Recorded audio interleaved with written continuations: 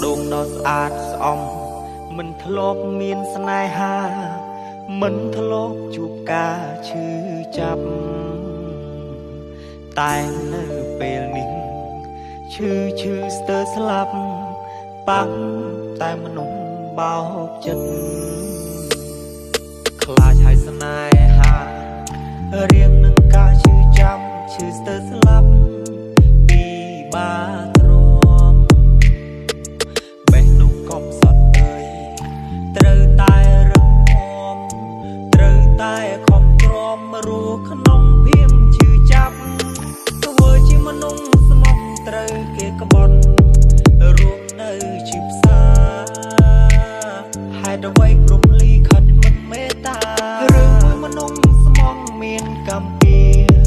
សាងពីជាតិណាជាតិមុនតើខ្ញុំធ្វើបាបអ្នកណាបើធ្វើមនុស្សក្បត់ខ្លាចគេឈឺខ្លាចមានទោសាមិនចង់ខ្លាចខ្លួនជាមនុស្សសាវាសុខចិត្តរួមនៅទាំងឈឺចាប់រងនៅទាំងឈឺផ្សាក៏មិនចង់ឲ្យអ្នកណាមកឈឺចាប់ដោយសារខ្ញុំ Welcome to Mr. Aaron on the mix.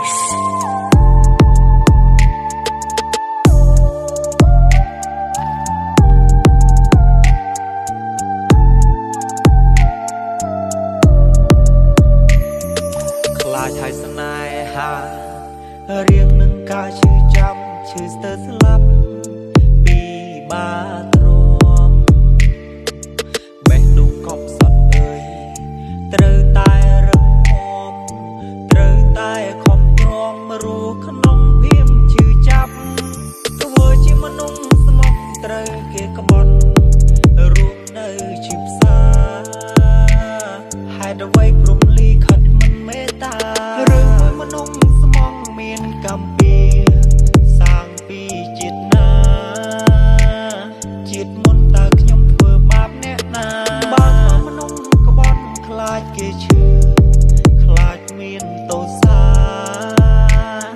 មិនចង់ខ្លាចខ្លួនជាមនុស្សសាវាសុខចិត្តរួមនៅទាំងឈឺចាំរងនៅទាំងឈឺផ្សាក៏មិនចង់ឲ្យអ្នកណាមកឈឺចាប់ដោយសារខ្ញុំ